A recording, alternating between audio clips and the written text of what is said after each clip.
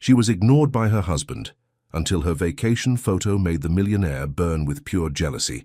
Before we explore all the details of this incredible story, tell us where you're following us from and the time. Subscribe to the channel so you don't miss a thing, and let's embark on this journey together. She knew she shouldn't have posted it, but she did. Melissa Brown stood barefoot on the warm Miami sand, her rich mahogany skin glowing under the late afternoon sun. At 29, she possessed a quiet elegance that had nothing to do with wealth and everything to do with resilience. Her natural hair fell in thick, defined coils just past her shoulders. She'd worn it in a low puff that day, a few loose curls framing her face. Her deep brown eyes held stories she rarely told, and her full lips curved into something that almost resembled peace. Almost. The pale yellow sundress she wore swayed gently in the breeze, simple but striking against her complexion. In the photo her friend Keisha had snapped just moments before, Melissa looked radiant, free, like a woman who had remembered what it felt like to breathe. She stared at her phone screen now, thumb hovering over the share button on Instagram. It was just a picture, just her smiling at the ocean, finally feeling like herself again after months of fading into the background of her own life. What's the harm? She pressed share. Within minutes, the notifications began. Hearts, comments, messages from old college friends she hadn't heard from in years. Gorgeous. Living your best life. Miami looks good on you, girl. Melissa smiled faintly and set the phone down on the patio table of Keisha's beachfront condo. Through the sliding glass door, she could hear her friend humming in the kitchen, preparing mojitos with way too much mint. You posted it, didn't you?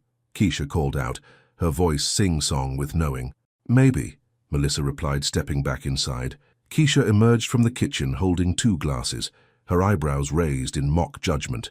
She was shorter than Melissa, with locks pulled into a high bun and an infectious energy that made everyone around her feel alive. They'd been roommates at Howard University a decade ago, and Keisha had been the one to suggest this trip when Melissa finally admitted how hollow things had become.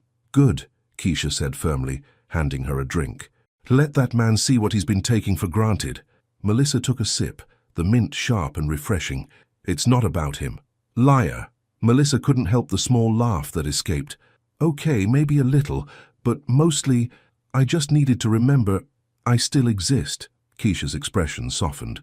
She set her glass down and pulled Melissa into a tight hug. You exist, Mel. You've always existed. He's just been too blind to see it.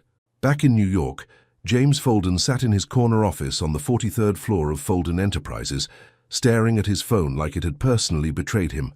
The photograph, that photograph, his wife, his Melissa, standing on a beach somewhere warm and far away from him, looking like every man's fantasy. The yellow dress, the smile, the way the sunlight seemed to worship her skin.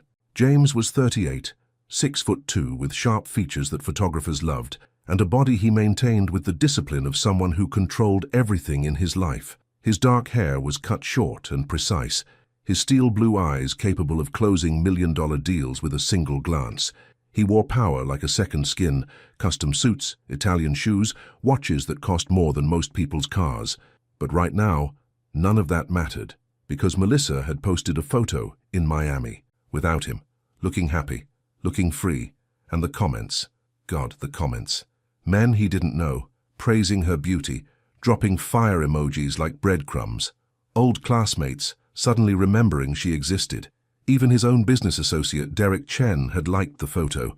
James's jaw clenched so hard it hurt. His assistant, Caroline, knocked softly before entering.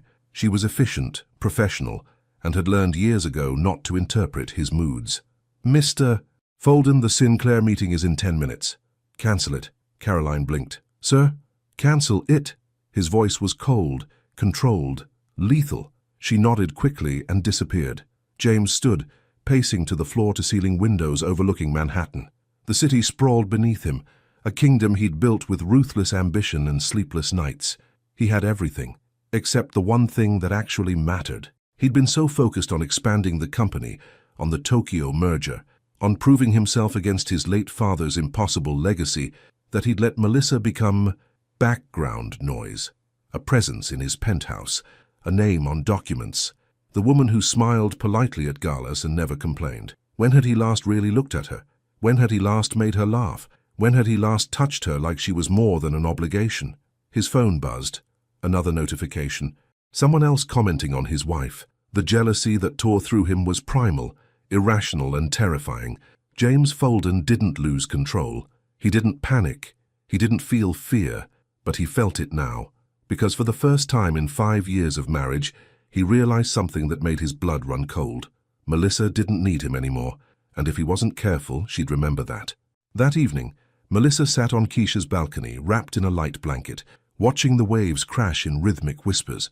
Her phone had finally quieted, the flood of attention tapering off into the occasional late-night like. She hadn't heard from James. Not a text, not a call, nothing. It shouldn't have surprised her. It shouldn't have hurt. But it did. "You okay?" Keisha asked softly, stepping onto the balcony with a mug of chamomile tea. "Yeah," Melissa lied. Keisha sat down beside her, silent for a moment. Then, carefully, "What are you hoping for, Mel, really?" Melissa closed her eyes. "I don't know. I wanted him to notice, to care, to feel something other than indifference. And if he doesn't?" Melissa's voice was barely a whisper. "Then I guess I have my answer." In New York, James sat alone in his penthouse, surrounded by luxury and suffocating silence. The apartment was immaculate, marble floors, modern art, a view that could make gods weep. But Melissa's absence was everywhere. The empty side of the bed, the untouched piano in the corner she used to play, the faint scent of her perfume still lingering in the air. He stared at the photo again, memorizing every detail, the curve of her smile, the light in her eyes, the woman he'd married and somehow forgotten. James Folden had built an empire. But tonight, for the first time in his life, he felt like he was losing the only war that mattered, and he had no idea how to win her back. But he would, even if it destroyed him. The apartment felt different when she walked in. Melissa stood in the marble foyer of the penthouse, her small suitcase beside her, and wondered when this place had stopped feeling like home. The silence was oppressive, not peaceful, but hollow, like a museum of a life she used to live. It was Sunday evening, nearly 8 o'clock. She'd taken the late flight from Miami, partly because the ticket was cheaper, mostly because she'd wanted to delay this moment as long as possible. The return. She slipped off her sandals, feeling the cool floor beneath her feet, and moved through the living room. Everything was exactly as she'd left it 4 days ago. Spotless. Sterile. The cleaning service had been through, as always. Not a pillow out of place, not a dish in the sink. No sign that anyone actually lived here. Melissa walked to the floor-to-ceiling windows and looked out at the glittering Manhattan skyline. From up here, the city looked magical, alive, full of possibility. From up here, it was easy to forget how lonely she'd been. Her phone buzzed. A text from Keisha. "You home safe, babe?" Melissa typed back quickly. "Yeah, thanks for everything. Love you. Love you more. And remember, you deserve better than crumbs. Don't let him make you forget that." Melissa stared at the message for a long moment before locking her phone. She was about to head to the bedroom when she heard it. The sound of a key turning in the lock. Her heart jumped, an involuntary reaction she hated herself for. The door opened and James walked in. He looked different. James Folden always looked impeccable. Tonight was no exception. Charcoal suit, crisp white shirt open at the collar, the faint shadow of stubble on his sharp jaw. But there was something in his eyes that Melissa hadn't seen in months. Urgency. He stopped when he saw her, his briefcase still in hand, his entire body going still like a predator that had just spotted prey. "You're back," he said, his voice low. "I live here," Melissa replied quietly. Something flickered across his face. Guilt, maybe, or frustration. He set his briefcase down carefully, never taking his eyes off her. "How was Miami?" "Good." She kept her voice neutral, giving him nothing. "You looked happy." Melissa's eyebrows rose slightly. "You saw the photo." "Everyone saw the photo, Melissa." There it was, the edge in his voice. Not anger exactly. Something sharper. Something that made her pulse quicken despite herself. She crossed her arms, a defensive gesture she couldn't quite suppress. "I posted one picture, James. It's not a crime." "I didn't say it was." "Then what are you saying?" He moved closer, each step deliberate, controlled. Even now, even in whatever this was, he moved like a man who owned the world. When he was close enough that she could smell his cologne, cedar and something darker, he stopped. "I'm saying you left without telling me where you were staying. You turned off your location, and you posted a photo that had half of New York commenting on how beautiful my wife is." My wife. The possessiveness in those words sent a shiver down her spine. Not fear. Something else. Something she'd almost forgotten existed between them. "I told you I was visiting Keisha," Melissa said, keeping her voice steady. "And I'm a grown woman, James. I don't need your permission to see my friends." "I know that." "Do you?" His jaw tightened. For a long moment they just stared at each other. Two people who had shared a bed for 5 years, who had promised forever, who had somehow become strangers. "Why didn't you answer my calls?" James asked finally, his voice quieter now. Melissa blinked. "What calls?" "I called you. Twice on Thursday, 3 times on Friday." She pulled out her phone, scrolling through her recent calls. He was right. 5 missed calls from James. She'd been so used to silence that she hadn't even noticed. She didn't know what to say. "I didn't hear them. I had my phone on Do Not Disturb most of the trip." "Why?" "Because I needed space." The words came out sharper than she intended. "I needed to not feel like I was waiting for something that was never going to come. Do you know how exhausting it is, James? Waiting for you to notice me? To remember I exist?" His expression shifted, something raw and unguarded crossing his features before he could hide it. "I notice you," he said, his voice rough. Melissa laughed, but there was no humor in it. "No, you don't. You notice when I'm not here. You notice when other men look at me. But me? The woman who makes your coffee every morning, who picks up your dry cleaning, who sits alone at that dining table night after night while you work. You don't see her at all. Melissa, when was the last time you asked me how my day was?" Her voice cracked and she hated it. "When was the last time you touched me without it being routine? When was the last time you looked at me like I was more than just furniture?" The silence that followed was deafening. James ran a hand through his hair, a rare gesture of frustration. When he spoke, his voice was barely above a whisper. "You're right." Melissa froze. She'd been prepared for deflection, for excuses, for him to turn this into her being dramatic. She hadn't been prepared for honesty. "What?" "You're right," he repeated, meeting her eyes. "I've been a bastard. I've taken you for granted. I've prioritized everything, the company, the merger, the goddamn Tokyo deal, over the one person who actually matters." Something in Melissa's chest tightened. "But seeing you in that photo..." He stepped closer, and this time she didn't back away. "Seeing you smile like that, somewhere I wasn't, it felt like someone had reached into my chest and reminded me what I had to lose. So, you only care now because you're jealous." Melissa's voice was steady, but her hands were shaking. "Because other men noticed me." "No." His hand came up, hovering near her face but not quite touching.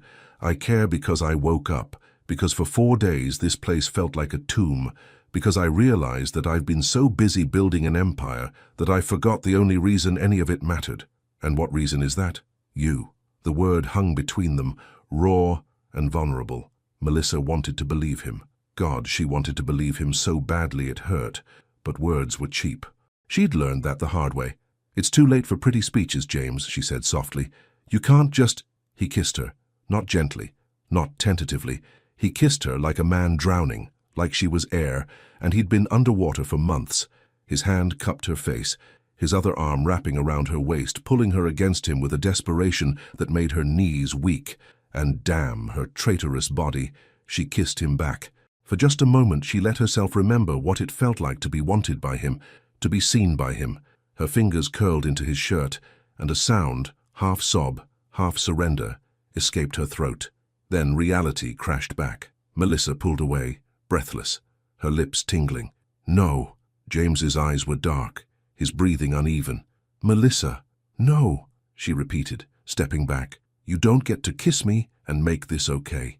You don't get to be jealous for 4 days and think that fixes 5 months of neglect. I know it doesn't fix it.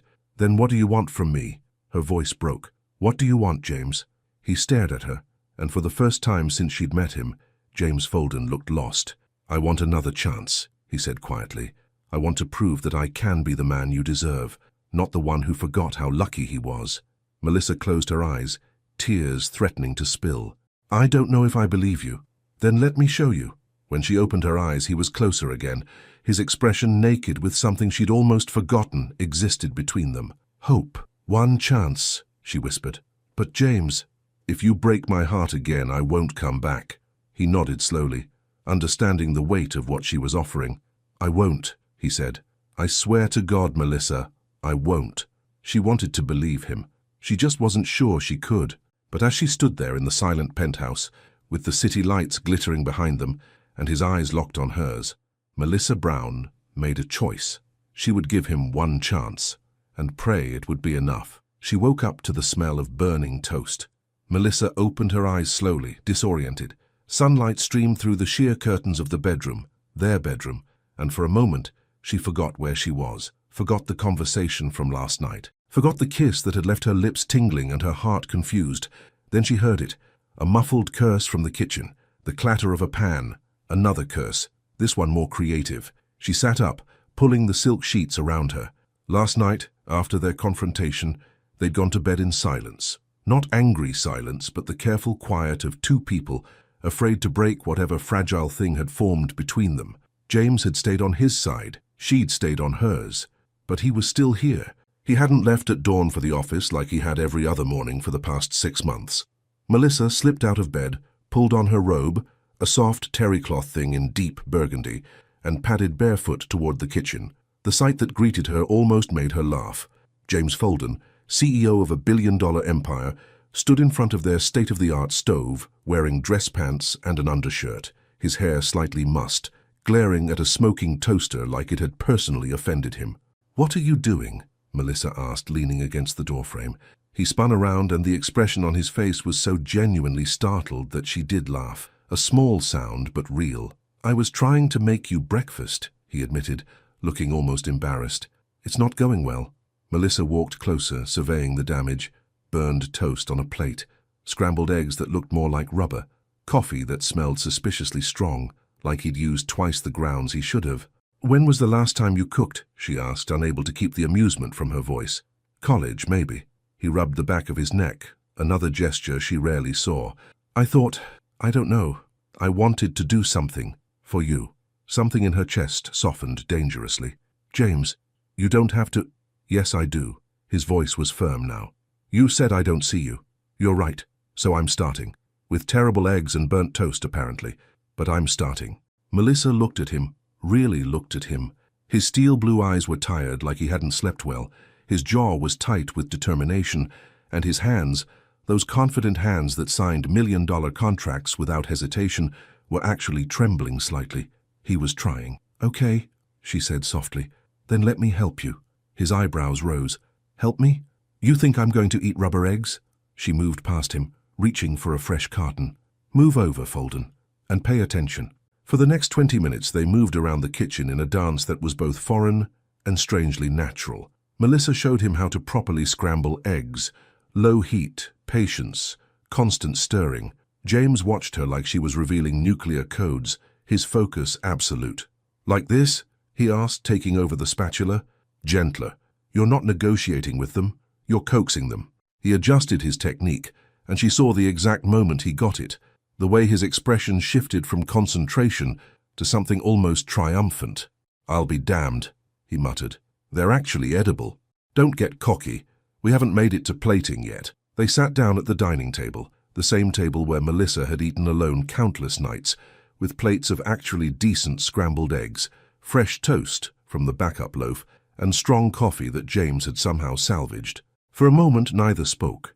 They just ate. Then James broke the silence. "This is nice." Melissa glanced up. "What is?" "This. You. Us. Here."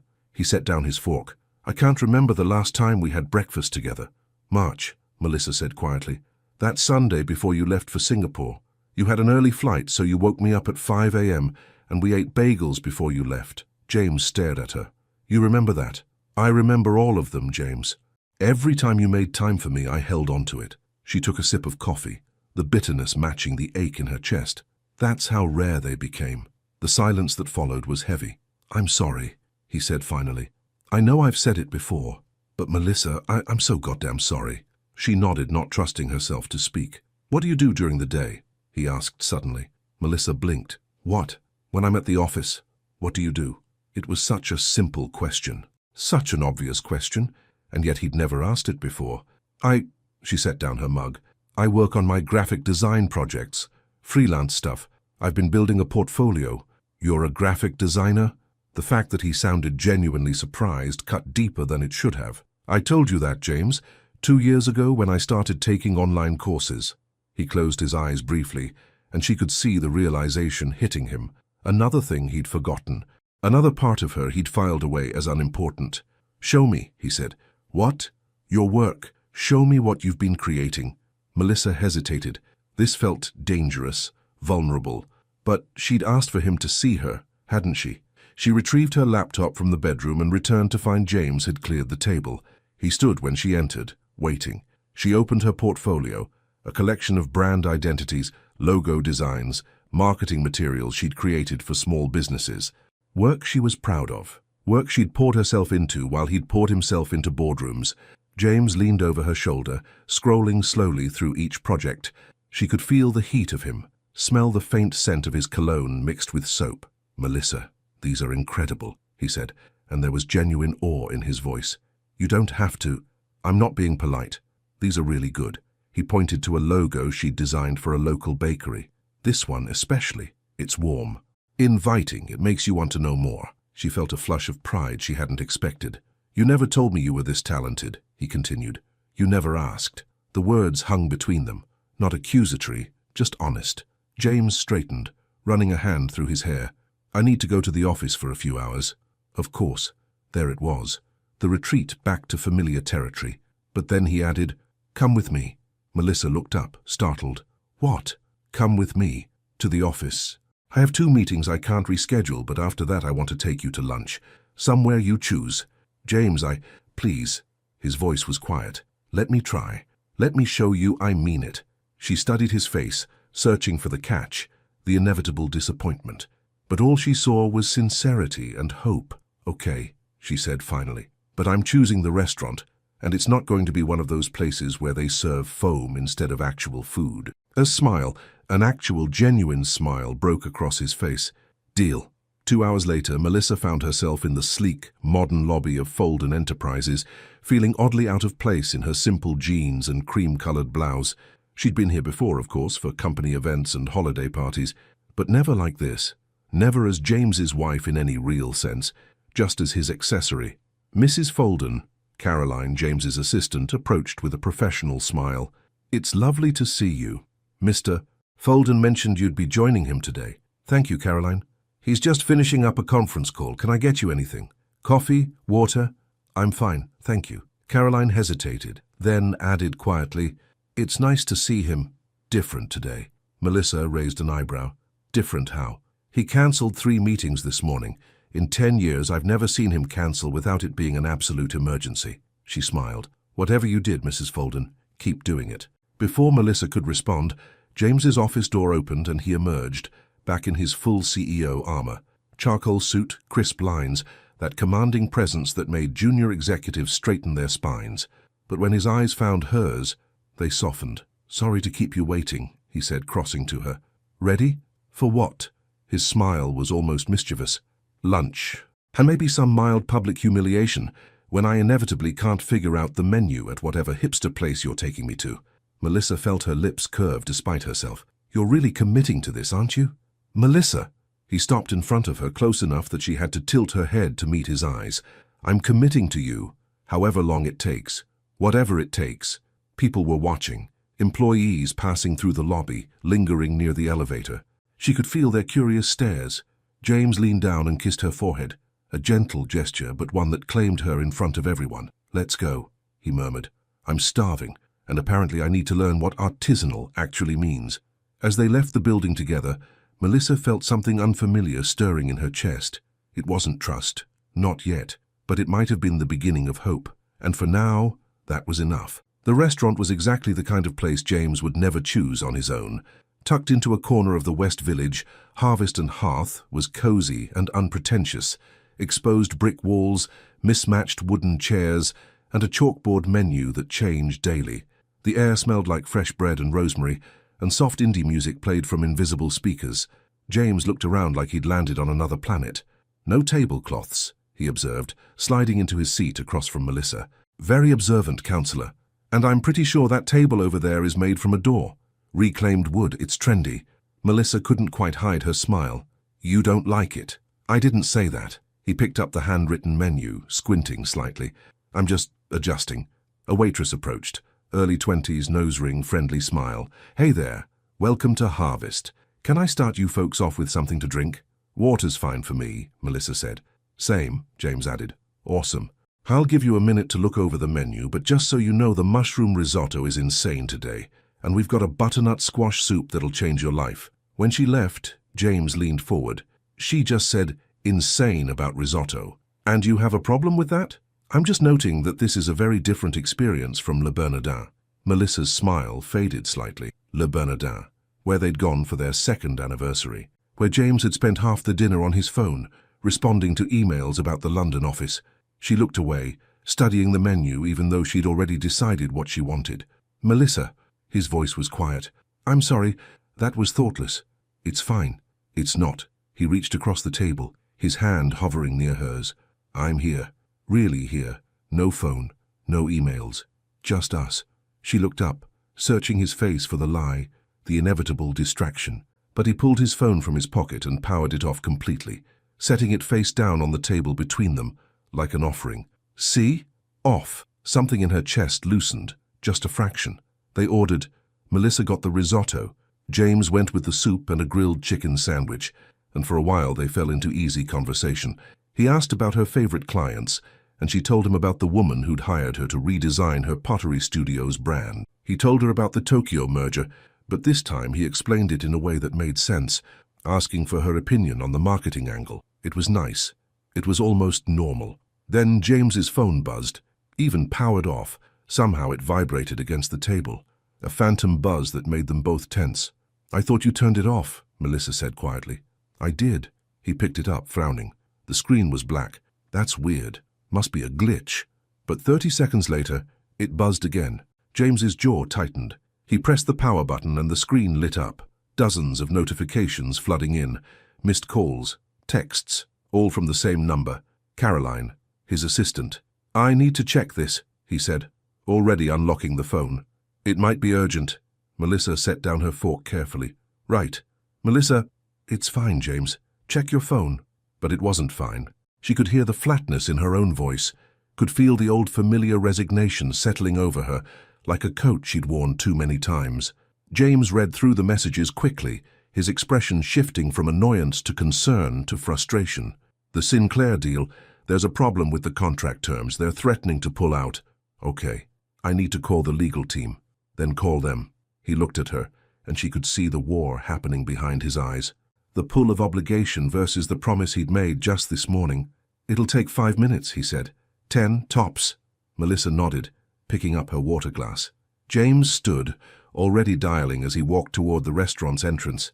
Through the window, she could see him pacing, one hand running through his hair in that gesture she knew meant he was stressed. His voice was muffled, but she could see his expression hardening into that CEO mask. All business, all control. 5 minutes became 10. 10 became 20. Their food arrived.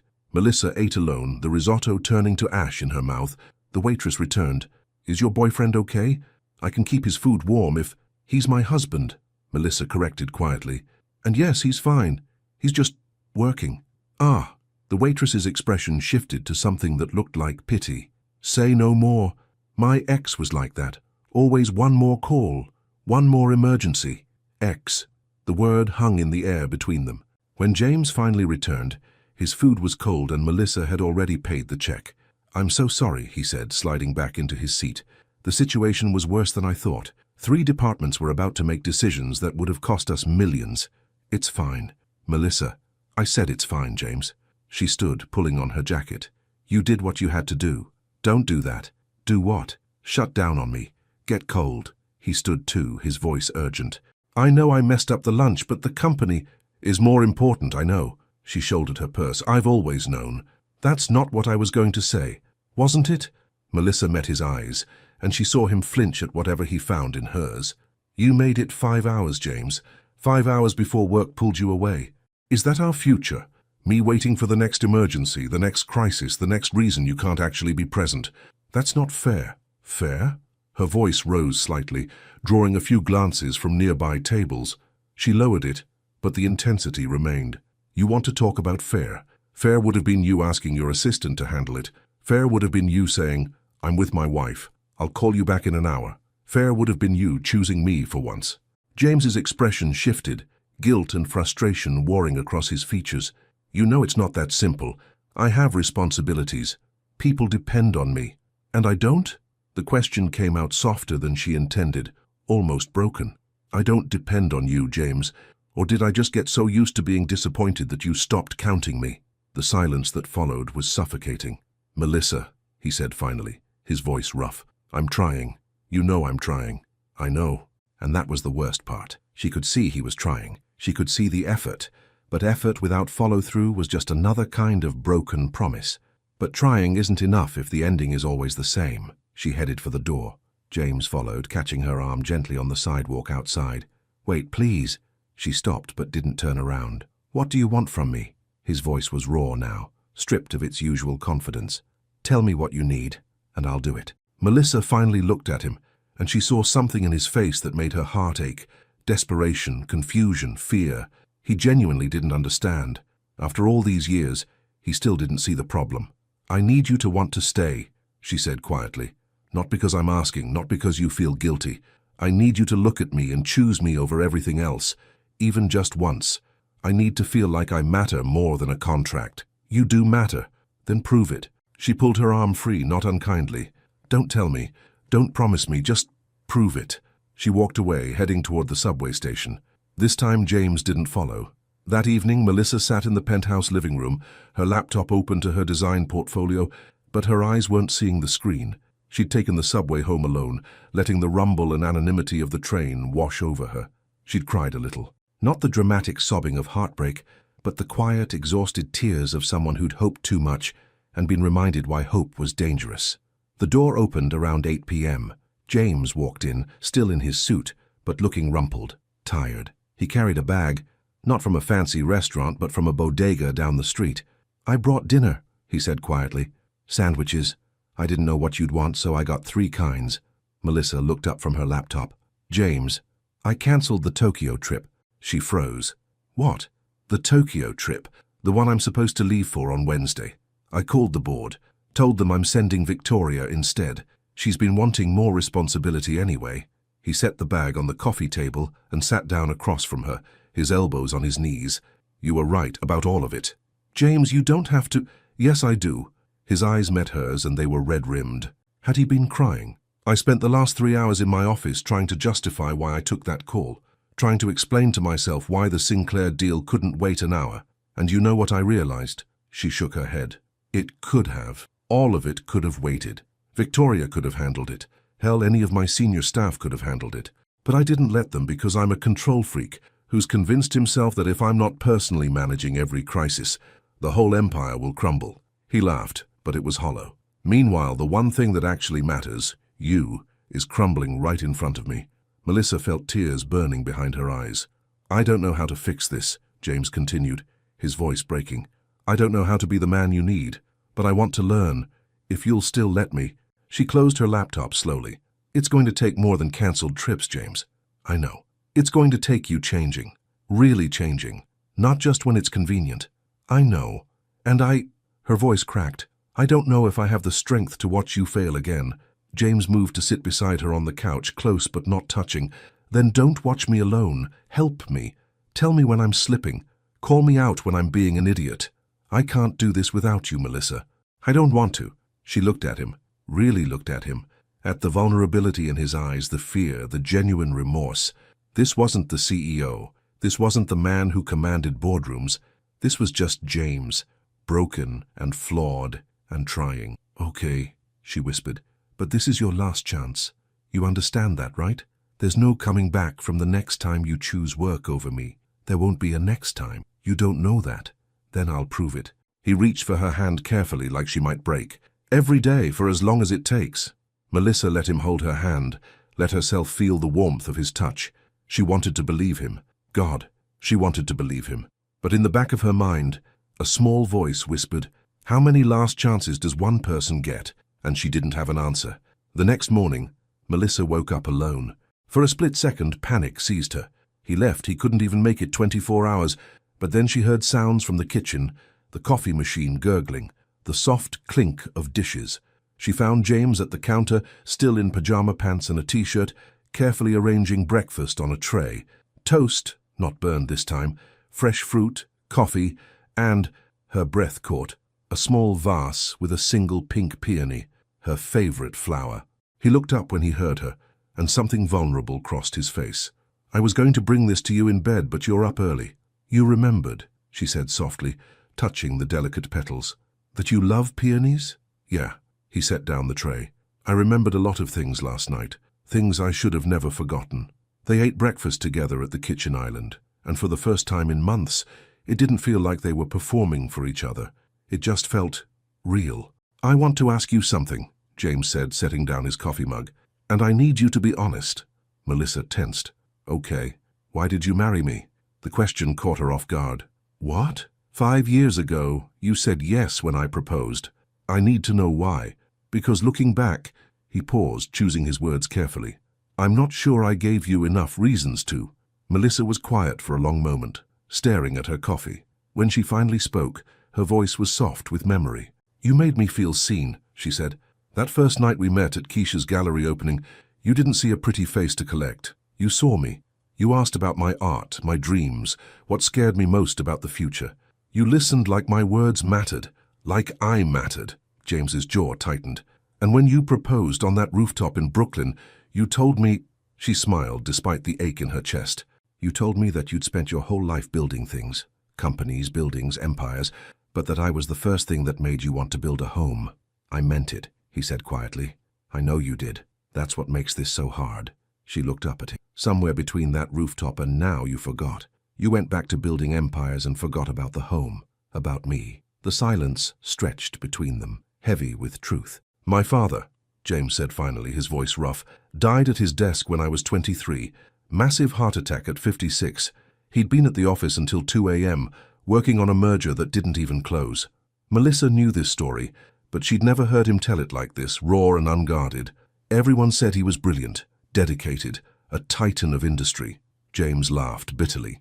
"But you know what I remember? I remember him missing every soccer game, every graduation, every Christmas morning because there was always something more important. And I remember my mother." His voice cracked. "I remember her standing at his funeral, dry-eyed and saying, 'At least he died doing what he loved.'" "James, she wasn't grieving, Melissa.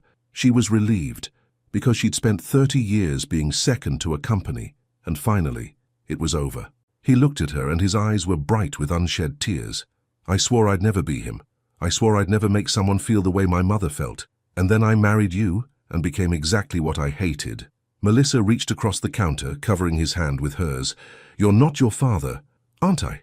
Look at what I've done. Look at what I've put you through." "Your father never tried to change," she said firmly. "He never woke up. He never realized what he was losing until it was too late. But you did. You're here, James. You're trying. That matters." He turned his hand over, lacing his fingers through hers. "I don't want to lose you. I can't lose you." "Then don't," she whispered. "Don't let work consume you. Don't let fear or obligation or whatever else is driving you turn you into him. Choose differently." "I will. I am." He squeezed her hand. "Starting today." That afternoon, they did something they hadn't done in over a year. They went for a walk. Just a simple walk through Central Park, hand in hand, like two people who actually enjoyed each other's company. The October air was crisp, leaves turning gold and crimson around them. Joggers passed, dogs pulled their owners along paths, street musicians filled the air with saxophone melodies. James had left his phone at home, completely at home. "I keep reaching for it," he admitted with a sheepish smile. "My pocket feels empty." "Withdrawal symptoms," Melissa teased. "It'll pass." They stopped by the Bethesda fountain, watching tourists take selfies and children chase pigeons. Melissa leaned against the railing, tilting her face up to catch the sunlight, and felt something she hadn't felt in months. Peace. "What are you thinking about?" James asked, standing beside her. "How different this feels from Miami." "Different how?" She considered. "In Miami, I felt free because I was alone. Here." She looked at him. "Here. I feel free because I'm not." Something in his expression shifted, relief and joy and something deeper. He pulled her close, wrapping his arms around her from behind, and she let herself lean into his warmth. "Thank you," he murmured against her hair. "For what?" "For not giving up on me. For giving me this chance." He pressed a kiss to her temple. "I know I don't deserve it." "Maybe not," she said honestly, "but I'm hoping you'll earn it." They stayed like that for a while, just breathing together, watching the world move around them. Then Melissa's phone rang. She pulled it out, glancing at the screen. "It's my mom." "Answer it," James said, stepping back to give her space. Melissa hesitated, then accepted the call. "Hey, Mama. Baby girl." Her mother's warm voice filled her ear. "I haven't heard from you in 2 weeks. I was starting to think you'd forgotten about your poor mother." "I could never forget you." Melissa smiled. "How are you? How's your hip?" "Oh, you know, acting up when it rains. Perfectly fine when it's sunny. The doctor says I'm healthy as a horse." A pause. "How are you, sweetheart?" "Really?" Melissa glanced at James, who was watching her with quiet attention. I'm okay, Mama. Actually, okay." "And that husband of yours?" Her mother had never been James's biggest fan, not because of race. Her mother had raised her to believe love transcended skin color, but because she'd seen Melissa grow quieter, dimmer over the past year. "He's here," Melissa said carefully. "With me. We're working on things." "Working on things," her mother repeated, skepticism clear in her tone.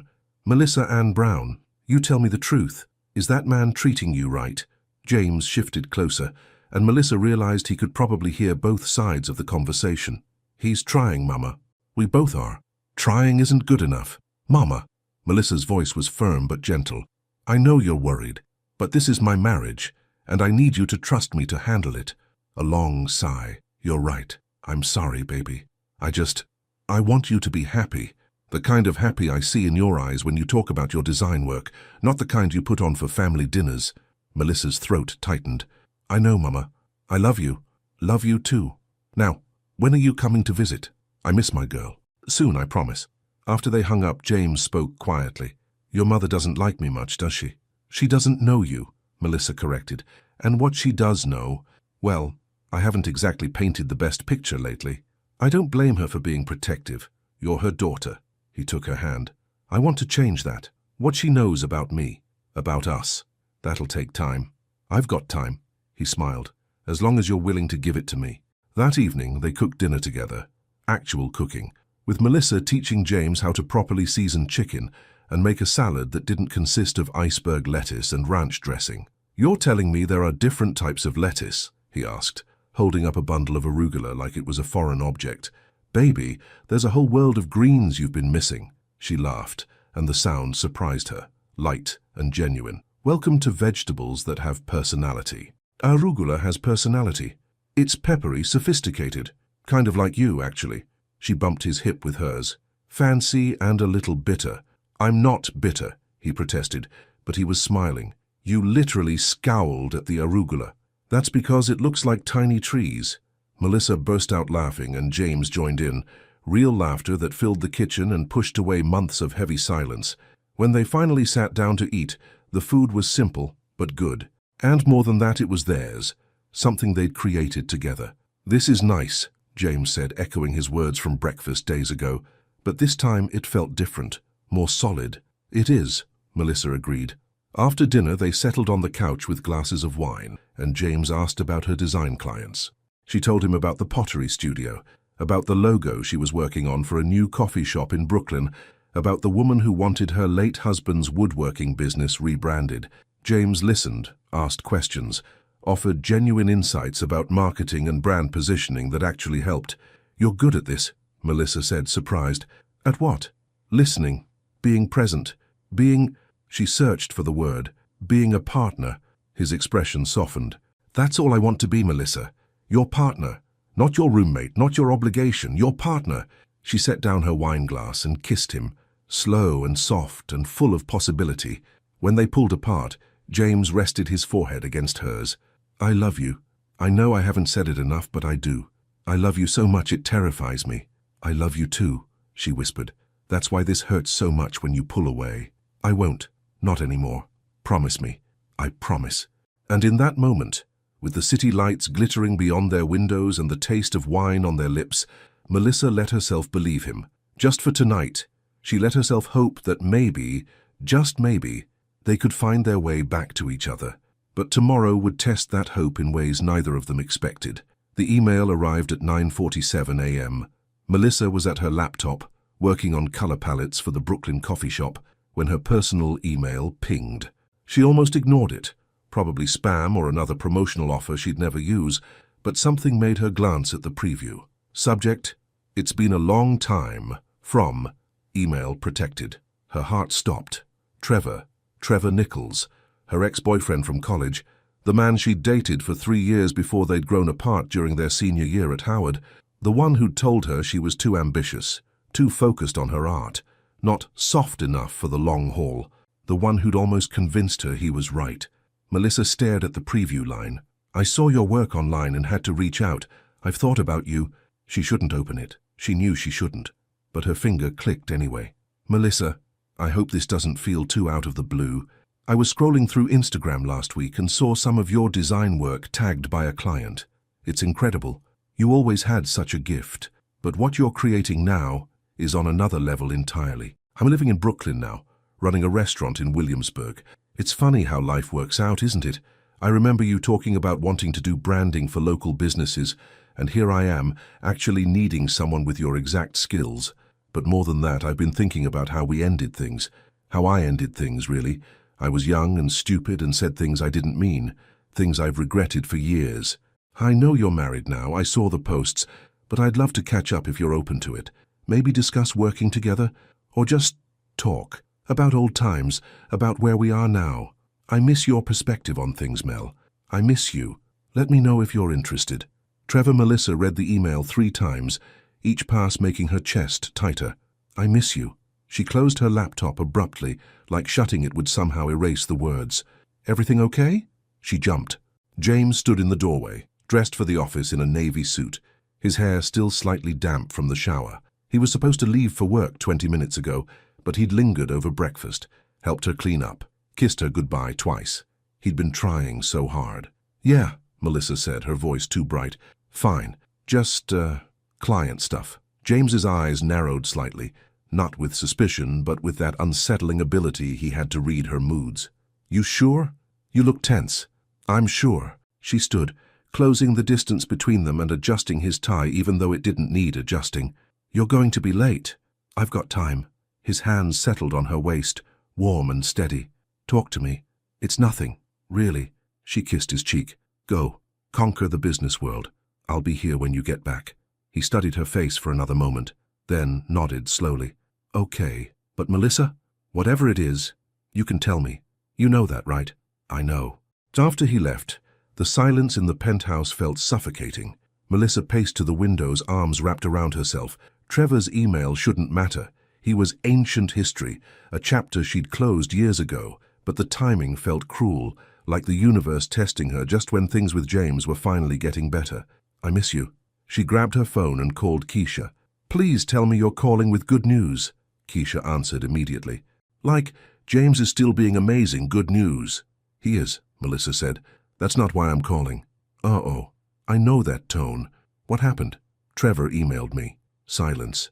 Then, Trevor Nichols, the one who told you that you'd never make it as a designer because you were too emotional about your work. That's the one. What the hell does he want? Melissa sank onto the couch. To hire me, and to catch up. He said he misses me. Oh, absolutely not. Keisha's voice was sharp. That man does not get to waltz back into your life now that you're successful and happy. No, sir. I'm not happy, Melissa said quietly. I mean, I'm happier than I was. But James and I are still figuring things out. And it's fragile, and Trevor smells blood in the water. Classic. Keisha sighed. What are you going to do? I don't know. Part of me wants to delete it and pretend it never happened. And the other part? Melissa closed her eyes. The other part remembers that Trevor knew me before I became James's wife, before I started shrinking myself to fit into his world, when I was just me. Melissa Ann Brown, Keisha said firmly, you are still you. James not seeing that doesn't mean it wasn't there, and Trevor sure as hell doesn't deserve credit for recognizing what was always obvious. I know, you're right. Of course I'm right. Now, delete that email and block his ass. But after they hung up, Melissa didn't delete it. She reread it one more time, hating herself for the small flutter of validation she felt. Someone had noticed her work. Someone thought she was talented. Someone missed her, even if that someone was Trevor. That evening, James came home early, 6 p.m. instead of his usual 9 or 10. He carried takeout from an Italian place Melissa had mentioned loving months ago, and his smile was genuine when he walked through the door. Surprise, he said. I figured we could eat together and maybe watch that documentary you mentioned, The one about the artist in Detroit? Melissa looked at him. At the effort, the intention, the man trying so hard to rebuild what they'd lost. And guilt crashed over her like a wave. She hadn't responded to Trevor's email, hadn't deleted it either. It sat in her inbox like a ticking bomb. "That sounds perfect," she said, and meant it. They ate on the couch, plates balanced on their laps, and James asked about her day. She told him about the coffee shop logo, about the color combinations she was testing. She didn't mention Trevor. It's not lying, she told herself. It's just not relevant.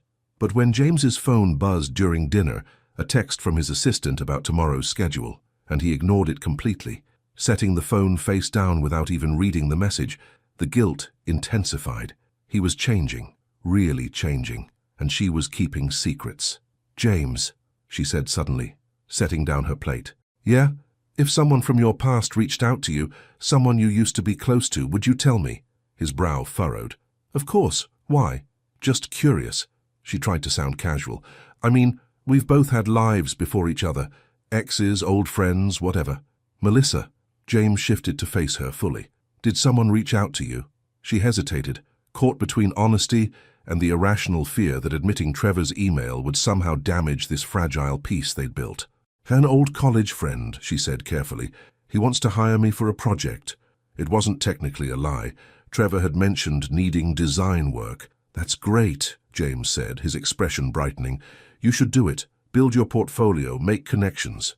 "You don't mind?" "Why would I mind? You're talented, Melissa. I want people to see that." He took her hand. "Unless, is this friend someone I should be worried about?" "No," she said quickly. Too quickly. "No, of course not." James studied her, and she could see him processing, questioning. But then he smiled, trusting her, choosing to trust her, and nodded. "Okay, then I think it's a great opportunity." The guilt was suffocating now. They watched the documentary, James's arm around her shoulders. His attention focused on the screen and occasionally on her.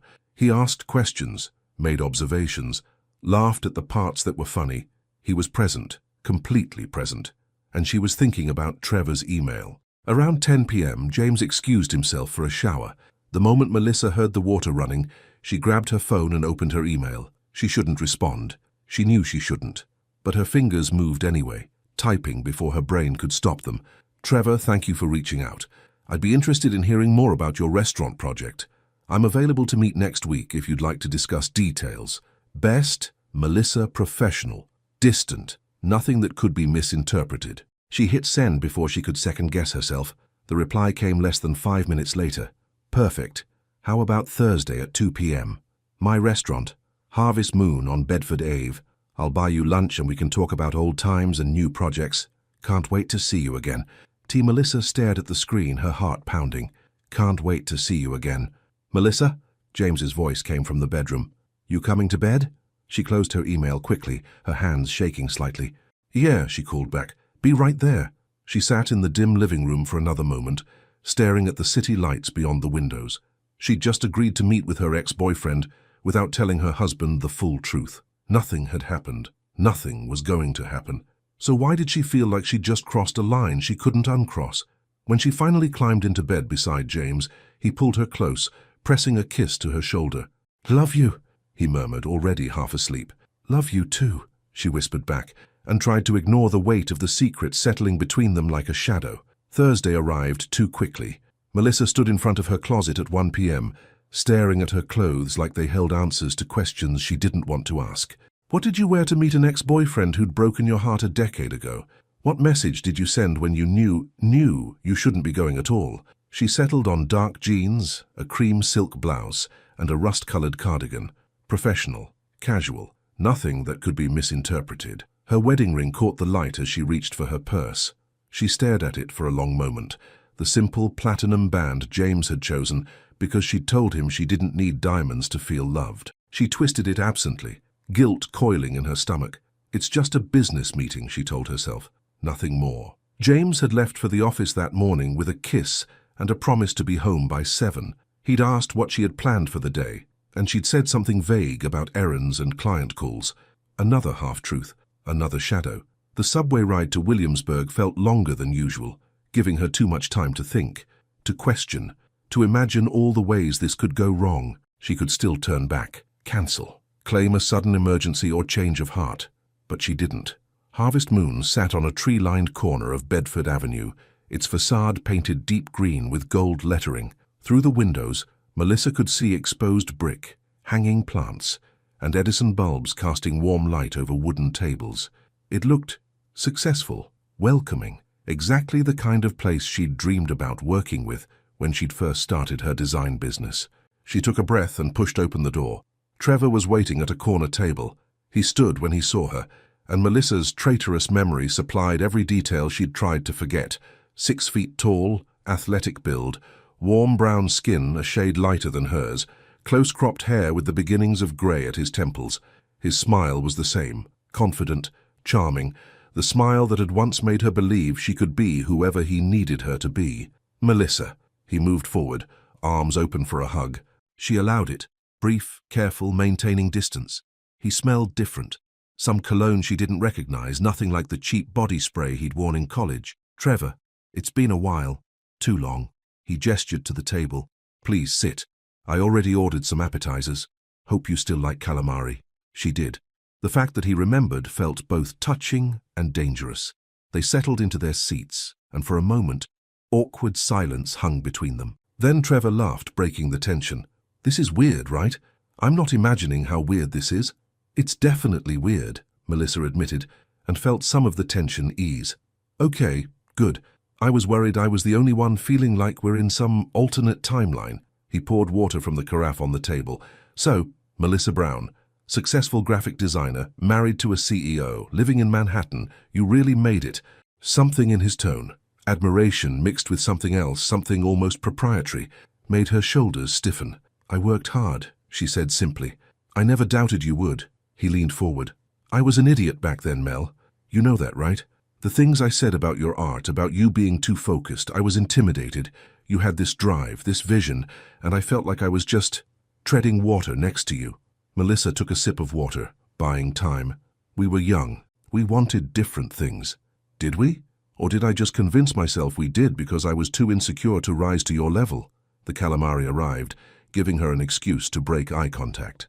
The waitress, young, friendly, smiled at Trevor with the kind of familiarity that suggested he was a regular fixture here. How's married life? Trevor asked once they were alone again. Good, Melissa said automatically. Then, more honestly, complicated, but good. Complicated how? Just adjusting. Finding balance, the usual. She redirected. Tell me about the restaurant. You said you needed design work. Trevor accepted the subject change, launching into details about Harvest Moon. He'd opened it 2 years ago with a business partner who'd since moved to California. The brand identity was inconsistent. Different menus, no cohesive logo, signage that didn't match the interior aesthetic. I need someone who understands the vibe I'm going for, he said. Local, organic, community-focused but elevated. Not pretentious, just intentional. Despite herself, Melissa's creative mind engaged. She could see it. Earth tones, hand-drawn elements, typography that felt both modern and welcoming. I'd need to see your current materials, she said. Menu layouts, any existing graphics, your social media presence. I brought everything. Trevor pulled a tablet from his bag, sliding it across the table. Take a look. For the next 20 minutes, they talked business. Melissa made notes, asked questions, offered preliminary thoughts. It felt professional, safe, like maybe this really could be just a work opportunity. Then Trevor's hand covered hers on the table. I've missed this, he said quietly. Talking to you, collaborating with you. You always saw possibilities I couldn't. Melissa pulled her hand back carefully. Trevor, I know. You're married. I'm not trying to... He paused. Okay, that's a lie. I'm absolutely trying to say that letting you go was the biggest mistake of my life. Her heart hammered. You can't say things like that. Why not? It's true. His eyes searched hers. That photo you posted from Miami. God, Melissa, you looked so happy, so free, and I thought, that should have been us. That could have been us if I hadn't been such a coward. Trevor, that was 10 years ago. And I've spent 10 years wondering, what if? Haven't you? He leaned forward. Haven't you ever thought about the life we could have had if I'd been brave enough to support your dreams instead of feeling threatened by them? No, Melissa said firmly, standing up. I haven't, because I chose James. I married James. And whatever we're going through right now, that's between him and me, not you. Trevor stood too. I'm sorry, you're right. That was out of line. He ran a hand over his head. Seeing you again. It brought everything back. The way you'd laugh at my terrible jokes. The way you'd paint until 3 a.m. because inspiration hit. The way you made me want to be better. Then be better, Melissa said quietly. But not for me.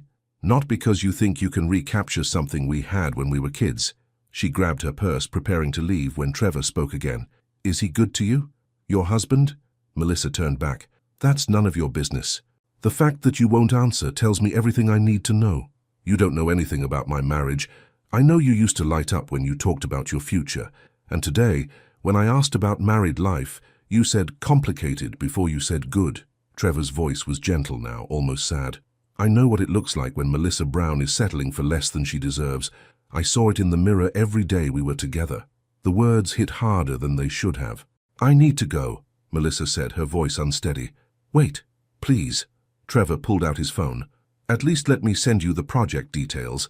If you decide you want to work together, great. If not, I understand. But Melissa, he met her eyes. If you ever need someone to talk to, someone who knows you outside of being Mrs. Folden, I'm here. She should have said no. Should have walked out and blocked his number and never looked back. Instead, she found herself rattling off her email address. She told herself it was for the project, just the project, but deep down she knew it was more than that. Melissa didn't go straight home. She walked through Brooklyn, mind spinning, until she found herself sitting on a bench in McCarran Park. The afternoon sun filtered through the trees, and around her life continued. Joggers, dog walkers, mothers pushing strollers, normal people living normal lives, not wrestling with guilt and confusion and the ghost of who they used to be. Her phone buzzed. James. Got out of my meeting early? Want to grab an early dinner? That Thai place you love? Her fingers hovered over the keyboard. She could tell him, right now, tell him about Trevor, about the meeting, about the moment that had felt too intimate and the words that had burrowed under her skin. She could be honest, but instead she typed, sounds perfect. Meet you there at 6. Can't wait. Love you. Love you too. She stared at those 3 words, love you too, and wondered when they'd started feeling like both truth and lie at the same time. That evening, at the Thai restaurant, James was in rare form. He told her about his day with animated gestures, asked about her afternoon, laughed easily, reached across the table to hold her hand. He was everything she'd begged him to be for months. And all she could think about was Trevor's question. Is he good to you? You're quiet, James observed, his thumb tracing circles on her palm. Everything okay? Just tired, she said. Long day. Did you land that coffee shop project? She'd almost forgotten her cover story about client calls. Still negotiating, but it looks promising. The lies were getting easier. That terrified her more than anything. Later that night, as they lay in bed, James spooned behind her, his arm heavy and warm across her waist. His breathing evened into sleep, but Melissa stayed awake, staring at the shadows on the ceiling. She'd crossed a line today. Not physically. Nothing had happened, nothing improper, but emotionally. She'd let Trevor see her doubts, her vulnerabilities. She'd let him plant seeds of question in soil that was already too fertile with uncertainty. And worst of all, she'd hidden it from the man whose arms held her now. What am I doing? She thought. What the hell am I doing? But the darkness offered no answers. Only silence and the steady rhythm of her husband's heartbeat against her back. The text came the next morning. It was Friday and Melissa was editing a logo design when her phone lit up with an unknown number. Hey, it's Trevor. Hope it's okay I got your number from your email signature. Just wanted to say thanks again for yesterday. Been thinking about your ideas for the rebrand. She stared at the message, her pulse quickening for all the wrong reasons. She should delete it, block the number, draw a clear line. But her thumbs moved before her conscience could stop them. No problem, let me know when you want to move forward with the project. Professional, safe, appropriate. Actually, I was hoping to discuss it more over coffee. Tomorrow? That place near Union Square you used to love. Roasters. If it's still there. It was still there. And he remembered. Melissa set down her phone and pressed her palms against her eyes. This was how it started, wasn't it? Small compromises. Tiny rationalizations, just coffee, just business, just one more conversation. I'll have to check my schedule, she typed back. Of course, no pressure.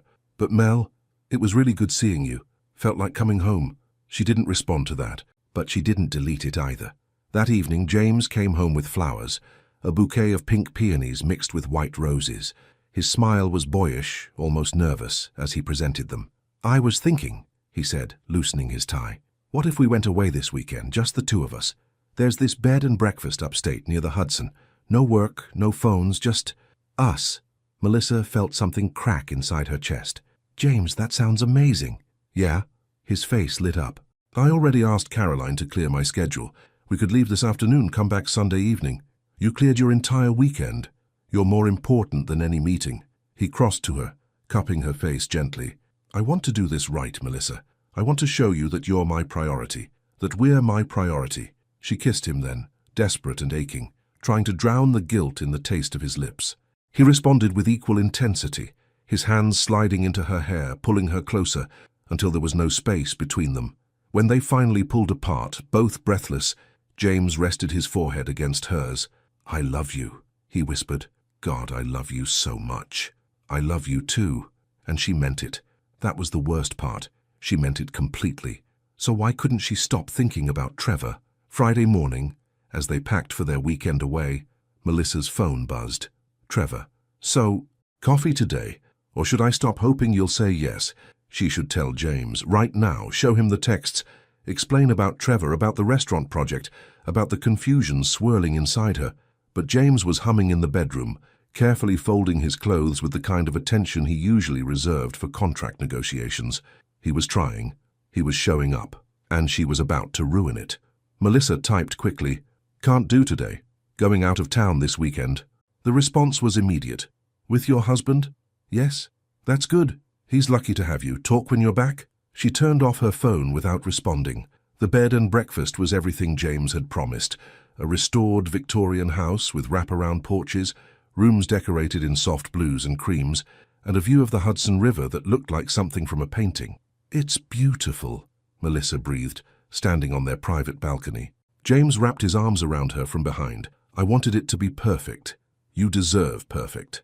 That weekend, they existed in a bubble outside of real life. They hiked through autumn woods, hand in hand, leaves crunching beneath their feet. They had breakfast in bed, feeding each other strawberries and laughing at inside jokes. They made love slowly, tenderly, like two people remembering how to find each other. On Saturday evening they sat on the porch swing, wrapped in a blanket, watching the sunset paint the sky in shades of amber and rose. "Thank you for this," Melissa said softly, "for trying, for changing. Thank you for giving me the chance." James kissed her temple. "I know I don't say it enough, but you're the best thing that ever happened to me. The only thing that actually matters." "James, I mean it." He turned to face her, his blue eyes serious.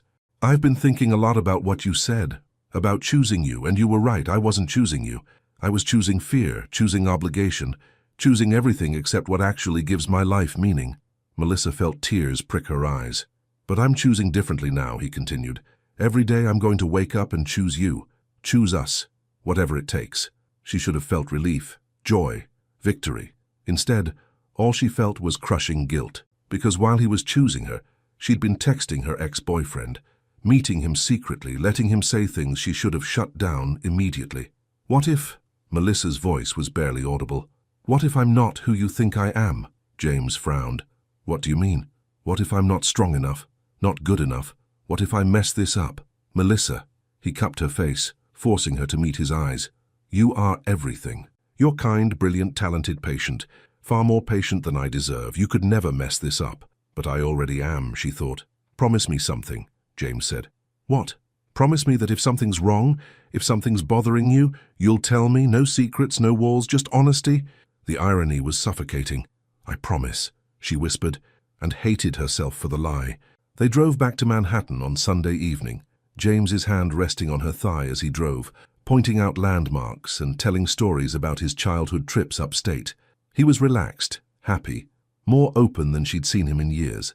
When they pulled into the parking garage beneath their building, he turned to her with a soft smile. "Best weekend I've had in years," he said. "Me too." It wasn't a lie. The weekend had been perfect. So why did it feel like an ending instead of a beginning? Monday morning, James left early for a meeting he couldn't reschedule. Melissa was still in bed when he kissed her goodbye, whispering that he loved her. The moment the door closed, she reached for her phone. 17 missed texts, all from Trevor. Her stomach dropped as she scrolled through them. Hope you're having a good weekend. Been working on some new menu ideas. Would love your input. I know I shouldn't say this, but I can't stop thinking about you. About what we could have been. What we still could be if you'd just give me a chance. I know he's your husband. I respect that. But does he make you laugh the way I used to?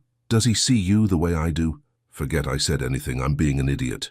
But Mel, if there's even a small part of you that wonders what if, I'm here. I'm not going anywhere. Melissa's hands shook as she read them. This had gone too far. She needed to shut it down, needed to... Her phone rang. Trevor. She should let it go to voicemail, should block him right now and never look back. She answered. Trevor, you can't... I'm sorry. His voice was rough. God, Melissa. I'm so sorry. I crossed a line.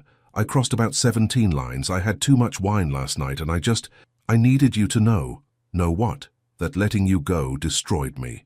That I've spent a decade trying to find someone who makes me feel the way you did, and no one comes close. That seeing you again reminded me what it feels like to be truly alive. Trevor, stop. I know you're married. I know you love him. But do you love him, Mel? Or are you just trying to make something work because you've already invested so much? The question hit like a physical blow. That's not fair, she whispered. Maybe not, but it's honest. A pause. When was the last time he made you laugh so hard you couldn't breathe? When was the last time he knew what you needed before you said it? When was the last time you felt like yourself instead of like someone playing the role of his wife? Melissa closed her eyes, tears spilling down her cheeks. I have to go, she managed. Melissa, I have to go, Trevor. Please, just let me think. She hung up before he could respond. For a long time she sat there in the empty penthouse, surrounded by luxury and silence, and let herself admit the truth she'd been avoiding. Trevor was right. She was trying to make something work because she'd invested too much to walk away. She was playing a role. And James, despite all his recent efforts, all his promises, all his weekend gestures, was still fundamentally the same man who'd spent 5 years prioritizing everything except her. He was trying now. But for how long? How long before the next crisis, the next emergency, the next reason he had to choose work over her? And more terrifyingly, if she stayed, would she spend the rest of her life wondering what could have been with someone who'd always seen her clearly? Melissa's phone buzzed with a text from James. Miss you already. Can't wait to come home to you tonight. She stared at the heart emoji, something he'd never used before this week, and felt something inside her shatter, because she realized with devastating clarity that she didn't know what she wanted anymore, and that uncertainty might destroy them both. She met Trevor for coffee on Wednesday. Melissa told herself it was to end things properly, to draw boundaries, to make it clear that whatever he thought was happening between them wasn't real. But if that were true, why hadn't she told James? Roasters hadn't changed in 10 years. Same brick walls, same mismatched furniture, same smell of dark roast and cinnamon. Trevor was already there when she arrived, sitting at a corner table, 2 cups in front of him. Vanilla latte extra foam, he said as she sat down. Some things you don't forget. Melissa wrapped her hands around the warm cup, needing something to hold on to. Trevor, we need to talk. I know. I crossed a line. Multiple lines. He leaned forward. But Melissa, I meant every word.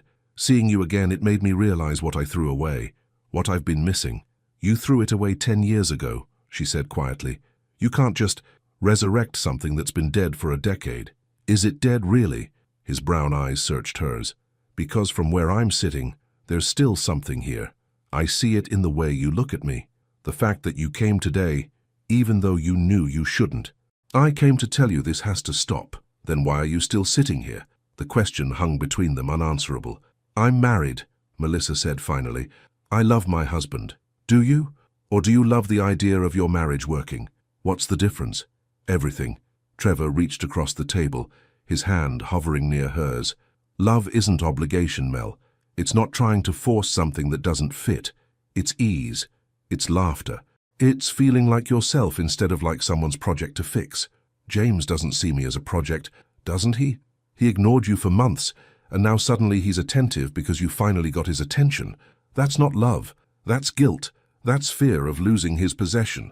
Melissa pulled her hand away. You don't know anything about our marriage. I know you. Trevor's voice softened. I know the woman who used to paint until dawn because she couldn't get the colors out of her head. The woman who laughed so freely, who dreamed so big. Where is she, Melissa? Because I don't see her when I look at you now. She grew up, Melissa said. But her voice cracked. She got married. She built a life. She got small. Trevor's words were gentle but devastating. She learned to fit into spaces that were too narrow for her. And the worst part? She convinced herself that's what love looks like. Tears burned Melissa's eyes. Stop! I can't, because I see you drowning in that marriage, and the man who's supposed to save you doesn't even realize you're underwater. He's trying. For how long? Trevor leaned back. How long before the next crisis at work? The next emergency that's more important than dinner? The next time you have to smile and pretend you're not disappearing? What do you want from me? The question came out broken, raw. I want you to be honest. With me, with yourself, with him. Trevor's eyes held hers.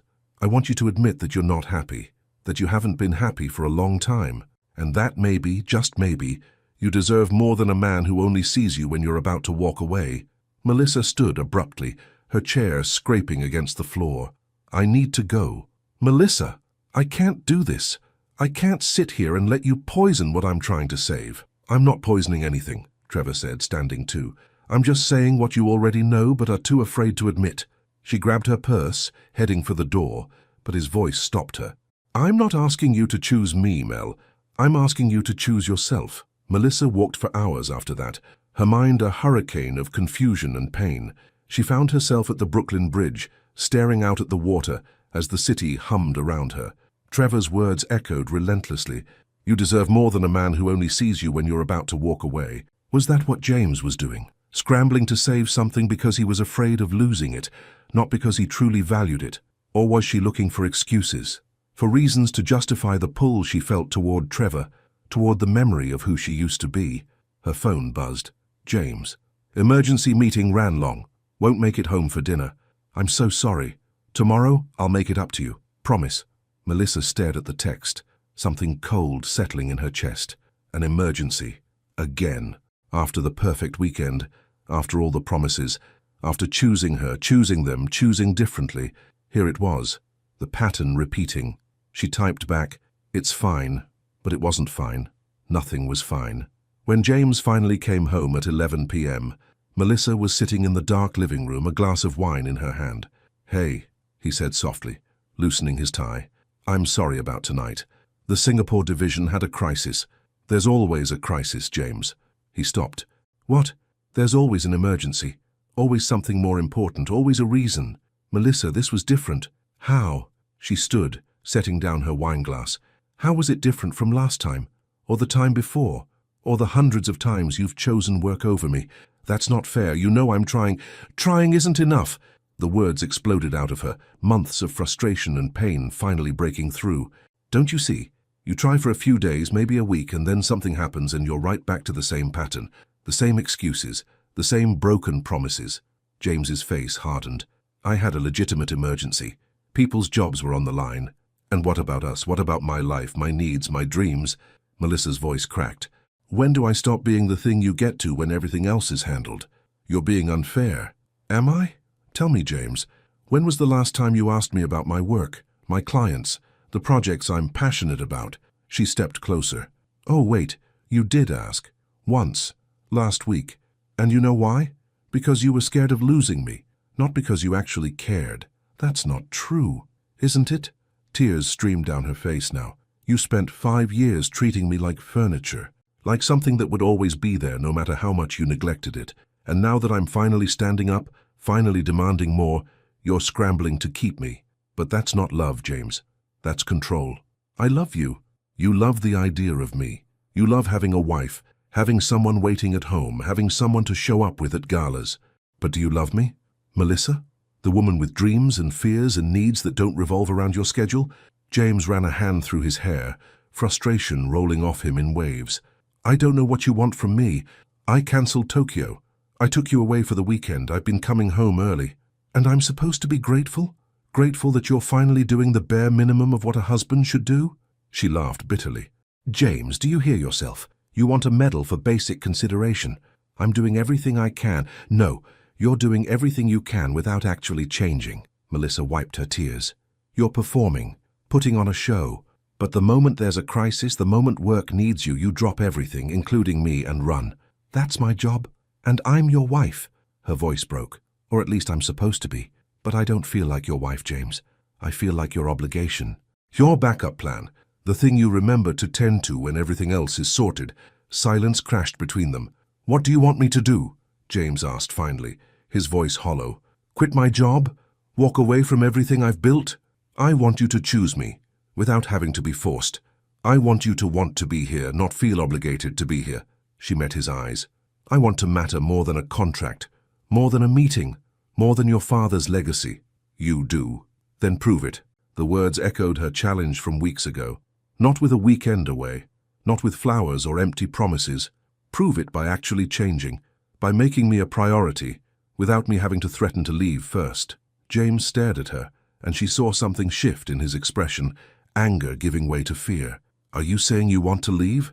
The question hung in the air. Melissa opened her mouth, then closed it, because she didn't know the answer. I don't know what I want anymore, she whispered finally. That's the problem. I don't know if I'm fighting for us or just fighting against the idea of failure. Melissa, I need space. She moved toward the bedroom. I need time to think, to figure out what I want, what I deserve. How much time? I don't know. She paused at the doorway. But James, you need to figure out what you want too, because if the answer is still your company, still your deals, still everything except me, then we're done. She closed the bedroom door behind her, leaving James standing alone in the dark living room. Inside the bedroom, Melissa pressed her back against the door and slid down to the floor, finally letting herself break. Great. Heaving sobs tore through her chest as the weight of everything crashed down. The marriage she'd tried to save, the man who kept promising and failing, the ex-boyfriend who saw her clearly but represented everything she'd left behind. Her phone buzzed. Trevor, been thinking about our conversation. Whatever you decide, I'm here, not as a replacement, just as someone who sees you. Melissa stared at the message through blurred vision, and for the first time since this all began, she let herself consider the unthinkable. What if the marriage she was fighting so hard to save wasn't worth saving at all? What if choosing herself meant walking away from the man she'd promised forever? She didn't have answers. But she knew with devastating certainty that she couldn't keep living like this. Something had to break. And tonight, finally, something had. Melissa didn't sleep that night.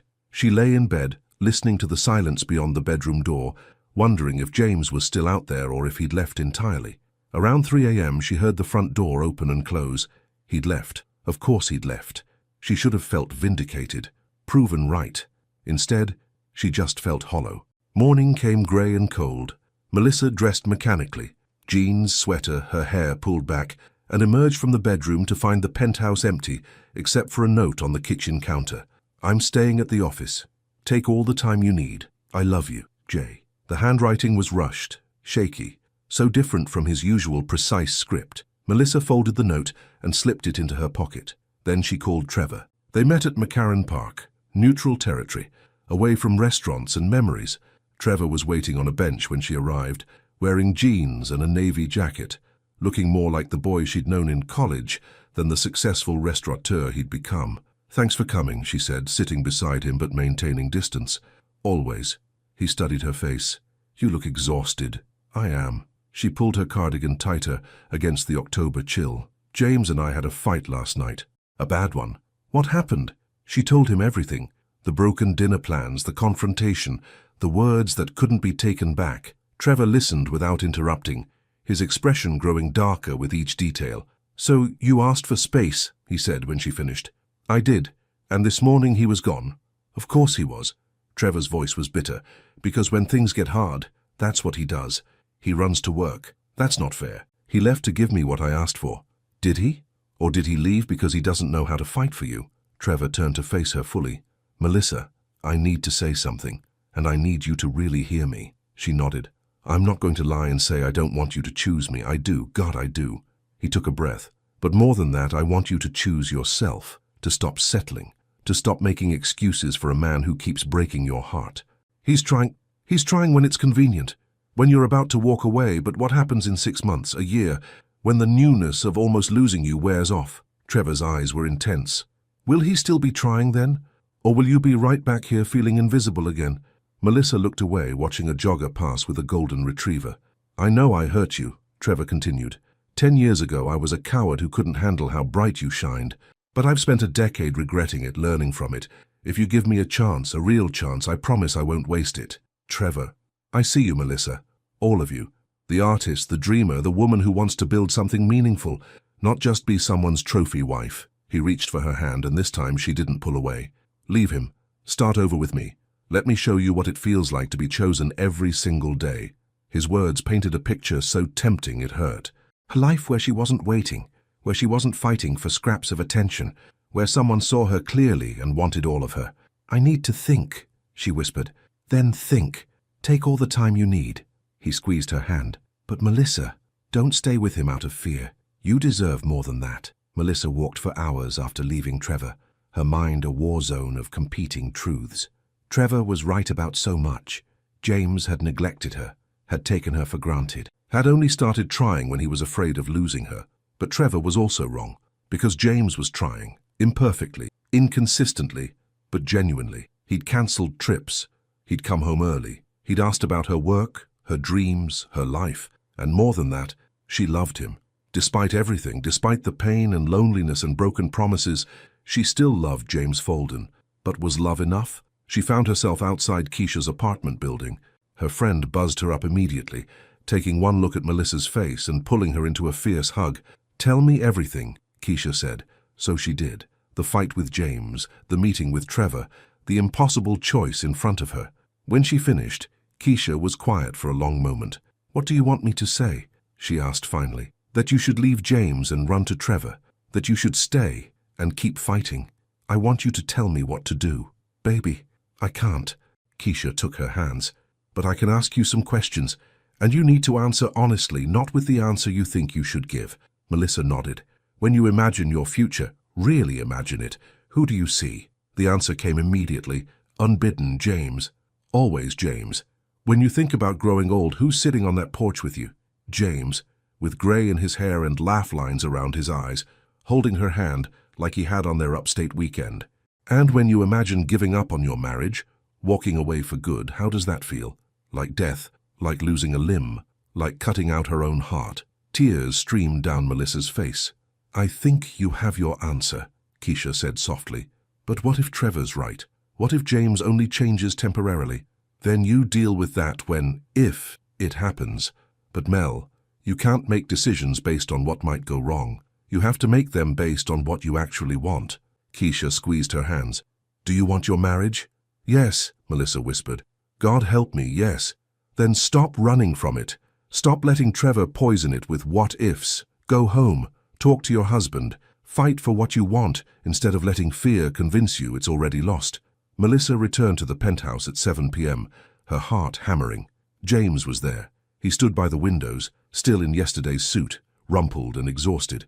When he heard her enter, he turned, and the raw vulnerability on his face nearly destroyed her. You came back, he said, his voice rough. I live here. I wasn't sure you'd want to anymore. Melissa set down her purse, crossing her arms. We need to talk. I know. He moved toward her, stopping a few feet away. I've been thinking all day. About what you said. About what I've done. About who I've become. James, please, let me say this. He took a shaky breath. You were right. About everything. I've been performing, trying to show you I can change without actually changing. And the second something at work needed me, I fell right back into the pattern. Yes, Melissa said quietly. You did. I'm scared, he admitted, and his voice cracked. I'm terrified that I don't know how to be the man you need, that I'm too damaged, too much like my father, too broken to fix. You're not broken. I am. Tears shone in his eyes. I'm a man who spent 5 years slowly killing the best thing in his life because I was too proud, too scared, too stupid to see what I was losing. And now I might have lost you anyway. Melissa's own tears started falling. But I'm done being that man, James continued, his voice fierce now. I'm done letting fear control me, done letting work define me, done treating you like you'll always be there no matter how badly I screw up. What are you saying? I'm saying I'm selling the company. Melissa's breath caught. What? I already called my board, started the process. He stepped closer. I'm stepping down as CEO, selling my shares, walking away from Folden Enterprises. James, you can't. I can and I am. His hands cupped her face, gentle and desperate. Because you were right. I've been chasing my father's ghost, trying to prove something to a dead man while ignoring the living woman who actually loves me. And I'm done. I'm choosing you, Melissa, for real this time. Not just until the next crisis, forever. But your company is your life. No, you're my life. The company is just buildings and contracts and money. None of it means anything without you. His thumbs brushed away her tears. I don't know what I'll do next. Maybe something smaller, something that lets me actually have a life. Or maybe nothing for a while. But whatever it is, you'll be at the center of it. Not an afterthought. Not when it's convenient. Always. Melissa stared at him, her heart threatening to burst. I need you to understand something, she said, her voice trembling. I almost chose someone else today.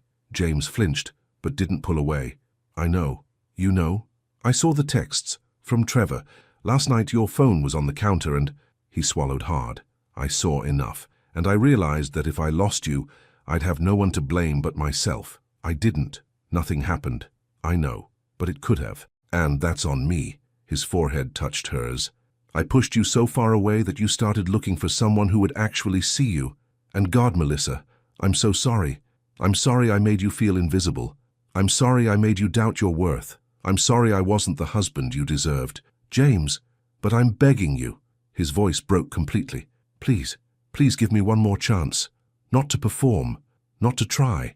To actually be the man I promised to be when I married you. The man who builds homes, not empires. Melissa pulled back to look at him fully, this powerful man brought to his knees by love and fear and desperate hope, and she realized something. Trevor had been wrong. James wasn't trying because he was scared of losing his possession. He was trying because he'd finally woken up to what love actually required. Sacrifice, vulnerability, choice. Okay, she whispered. Okay, one more chance. She took his face in her hands. But James, this is it. There are no more chances after this. If you fall back into old patterns, if you choose work over me, if you make me feel invisible again, I'm done. Do you understand? I understand. And I need you to understand something else. Her voice was firm now. I'm not giving up Trevor's project. I'm taking the restaurant job because I want to, because it's good for my career. And you're going to have to trust me. James nodded. I trust you. Even if it means I'm working with my ex? Even then. Because that's what partnership looks like. Trusting even when it's hard. Melissa searched his eyes looking for the lie, the catch, the inevitable disappointment. But all she saw was love. Raw, honest, terrified love. I love you, she said. Even when I'm angry. Even when you hurt me. Even when I thought about walking away, I still love you. I love you too. He kissed her then, slow and deep and full of promise. Every broken, imperfect piece of me loves every extraordinary piece of you. They held each other as the city lights flickered on beyond the windows. Two people who'd nearly destroyed each other, learning how to hold on. It wouldn't be easy. There would be setbacks, arguments, moments of doubt, but they would face them together, not as obligation, not as performance, but as partners. Finally, truly, partners. And for the first time in months, Melissa felt something she'd almost forgotten. Hope. 2 years later, Melissa stood on the balcony of their new apartment in Brooklyn, watching the sunrise paint the sky in shades of rose and gold. The air was crisp with the promise of autumn, and below, the neighborhood was slowly waking up. A barista unlocking the cafe across the street, a jogger with her dog, the distant rumble of the subway. It was smaller than the penthouse, cozier, more them. She wrapped her hands around her coffee mug, smiling at the slight imperfection of the foam. James had made it, and he still couldn't quite master the art of proper milk steaming, but he tried every morning, and that meant everything. You're up early, his voice came from behind her, warm and sleep-rough. Melissa turned to find James in the doorway, wearing sweatpants and an old Howard University t-shirt she'd given him, so different from the sharp suits that used to define him. His hair was longer now, threaded with more silver at the temples. Laugh lines had deepened around his eyes. He looked lighter, freer, happy. Couldn't sleep, she said, too excited about today. James crossed to her, wrapping his arms around her waist from behind, his chin resting on her shoulder. The gallery opening, I know. I'm excited too. Melissa leaned back into his warmth, still marveling at how natural this felt. How right. The past 2 years hadn't been perfect. There had been adjustments, arguments, moments when old patterns threatened to resurface. Selling Folden Enterprises had been brutal, months of negotiations, angry board members, media scrutiny about the billionaire who walked away. But James had never wavered. He'd taken 6 months off completely, using the time to figure out who he was without the company that had defined him. They'd traveled, not to luxury resorts, but to small towns and art festivals, and places that fed Melissa's creative soul. They'd learned to cook together, to laugh together, to simply be together without the weight of obligation. Eventually, James had started consulting, helping small businesses develop growth strategies, mentoring young entrepreneurs, work that mattered but didn't consume him, work that ended at 5 p.m. so he could come home to his wife. And Melissa had flourished. Her design business had grown beyond anything she'd imagined. The Trevor project, which she'd completed with professionalism and clear boundaries, had led to dozens of referrals. She'd rebranded restaurants, boutiques, local bookstores, a yoga studio. Her portfolio was full of work she was genuinely proud of. But today was different. Today, a small gallery in Williamsburg was hosting an exhibition of her original artwork, paintings, and digital pieces she'd created over the past year. Work that wasn't for clients but for herself. Work that expressed everything she'd felt, everything she'd survived, everything she'd become. Nervous? James asked, pressing a kiss to her temple. Terrified, she admitted. What if no one comes? What if they hate it? Then they have terrible taste. He turned her to face him. Melissa, your work is extraordinary. It always has been. The world is just finally getting to see it. She smiled, touching his face. You're biased. Absolutely, but also right. His expression grew serious. I'm so proud of you, of everything you've built, everything you've become. We built it together, she corrected. I couldn't have done this without you. The real you, not the CEO version. The real me is only possible because you didn't give up on us. His thumb traced her cheekbone. Even when I gave you every reason to. I came close. I know. And I'll spend the rest of my life making sure you never regret staying. Melissa kissed him softly. I don't regret it, not anymore, not for a long time. The gallery opening that evening was everything Melissa had dreamed of and more. The space was packed. Keisha had flown in from Miami, bringing her new girlfriend. Dorothy Brown, Melissa's mother, was there, beaming with pride, finally seeing her daughter fully in her element. Colleagues, clients, friends from Howard, even some of James's former business associates who'd become genuine friends. Trevor had sent flowers with a note. Congratulations, you were always destined for this. T. She'd smiled at the gesture, feeling nothing but gratitude for the role he'd played in waking her up. They'd worked together professionally a few more times over the past 2 years, and it had been fine, cordial, respectful, purely business. He'd even started dating someone, a chef he'd met through the restaurant scene. Everyone had found their place. Melissa moved through the gallery, watching people study her work, abstract pieces that captured emotion in color and movement, joy and pain, loneliness and connection, the journey from invisible to seen. One piece dominated the main wall, a large canvas showing a figure emerging from shadows into light, reaching towards someone whose hand extended back. She'd titled it, Choosing to Stay. It's powerful, a woman said beside her. You can feel the struggle in it, but also hope. Thank you, Melissa said. It's based on personal experience. The best art always is. James appeared at her side, handing her a glass of champagne. There's someone I want you to meet. He guided her to a silver-haired woman in an elegant pantsuit. Melissa, this is Diana Foster. She owns 3 galleries in Manhattan. Your work is stunning, Diana said, shaking Melissa's hand. I'd love to discuss representing you, if you're interested. Melissa's heart leaped. Yes, absolutely. I'm very interested. They exchanged cards, Diana promising to call next week, and when she walked away, Melissa turned to James with wide eyes. Did that just happen? It did. He was grinning. You're on your way, Mrs. Brown-Folden. She'd kept her maiden name professionally, hyphenating for personal use, another small act of maintaining her identity within their partnership. I can't believe this, she whispered. I can. James pulled her close. You're talented, driven, and brilliant. The only surprise is that it took the world this long to notice. Later that night, after the gallery had closed and they'd celebrated with friends at a nearby restaurant, James and Melissa walked home hand in hand through Brooklyn's quiet streets. Happy? James asked. Incredibly. Melissa squeezed his hand. You know what I was thinking about earlier? What? That photo. The one from Miami that started everything. James groaned. God, that photo. I was so jealous I couldn't see straight. I know, she laughed. But I was thinking, I posted it because I wanted you to notice me, to see me, to care that I existed beyond just being your wife. And I did, just not in the way you needed. Not at first, no. She stopped walking, turning to face him under a streetlight. But James, you see me now, really see me, and that's all I ever wanted. He cupped her face gently. You're all I see, Melissa. Every day, every moment. You're the center of everything. I know. And she did. She felt it in every morning coffee, every question about her day, every time he turned down opportunities that would have meant sacrificing their time together. And you're mine. They kissed under the streetlight.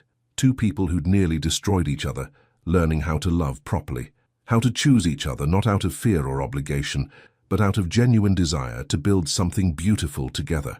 When they pulled apart, James smiled. Want to know something? What? I'm thinking about posting a photo of us tonight from the gallery. Melissa laughed. You? On social media? Why not? I want the world to see how lucky I am. His expression grew tender. I want everyone to know that I'm married to the most talented, beautiful, extraordinary woman alive, and that I almost lost her because I was too stupid to appreciate what I had. You're not stupid. You were just lost. I was. But you helped me find my way back. He kissed her forehead. Home isn't the penthouse or this apartment or any place. It's you. It's always been you. Tears pricked Melissa's eyes. I love you. I love you too. More than empires. More than anything. They walked the rest of the way home in comfortable silence, fingers intertwined, hearts aligned. 3 weeks later, Melissa sat in her home studio, the second bedroom they'd converted into her workspace, working on a new piece when her phone rang. Diana Foster. Melissa, I have news. Are you sitting down? Should I be? A collector saw your work at the Williamsburg show. He wants to commission a series, 6 pieces. And, Melissa, he's offering $50,000. Melissa nearly dropped her phone. They discussed details, timelines, creative freedom. When she hung up, she sat in stunned silence for a long moment. Then she ran into the living room where James was reading. I just got offered $50,000 for a commission. He dropped his book, standing immediately. What? She told him everything, words tumbling over each other in excitement, and when she finished, he picked her up and spun her around, both of them laughing. You did it, he said, setting her down. You're not just a designer anymore. You're an artist, a recognized artist. I couldn't have done this without you, she said. Without us. Without everything we survived. Yes, you could have. Maybe not this exact path, but you would have found your way. He tucked a curl behind her ear. Your talent was always there, Melissa. I just helped you remember to see it. That night, they celebrated with takeout from their favorite Thai place and cheap wine on the balcony, watching Brooklyn's lights twinkle below them. Do you ever miss it? Melissa asked. The penthouse, the company, the power, James considered. Sometimes I miss the simplicity of it, knowing exactly who I was and what I was supposed to do. He looked at her. But I don't miss the emptiness, the loneliness, the version of me who had everything except what actually mattered, which is you, us, this life we're building together. He raised his wine glass. 2 second chances. Melissa clinked her glass against his. To choosing to stay, to choosing love. They drank, and Melissa felt a profound sense of peace settle over her. This was what happiness looked like. Not perfect, not without challenges, but real, honest, built on a foundation of genuine partnership. 1 year after that, Melissa returned from a weekend art residency in Vermont to find James cooking dinner. Actual cooking, not just reheating or ordering in. The apartment smelled like garlic and herbs, and soft jazz played from the speaker. What's all this? She asked, setting down her bag. I missed you, he said simply. And I wanted to do something special for your homecoming. They ate together, swapping stories about her weekend and his week. He'd taken on a new client, a woman starting a sustainable fashion line who reminded him of Melissa, he said. Smart, driven, full of ideas. After dinner, as they washed dishes side by side, Melissa felt overwhelmingly grateful for the ordinary beauty of this moment. No drama, no crisis. Just 2 people who loved each other, choosing each other, day after ordinary day. Hey, James said, drying his hands. I want to show you something. He led her to the balcony where he'd set up fairy lights and cushions. What is this? A do-over. He took both her hands. 3 years ago, I was jealous of a photo instead of realizing why you'd needed to take it.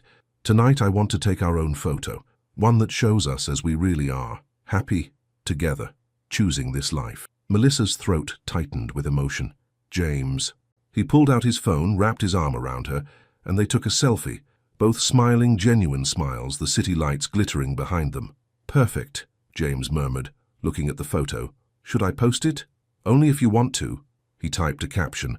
3 years ago, I almost lost everything that mattered because I didn't know how to see what was right in front of me. Today, I'm grateful for every moment with this extraordinary woman, to choosing love, to choosing us. Always. He showed her before posting. "Too sappy." "Post it," Melissa said, laughing through tears. He did, and as they stood on their balcony, wrapped in each other's arms, Melissa thought about how far they'd come, from invisible to seen, from broken to healing, from performing to truly living.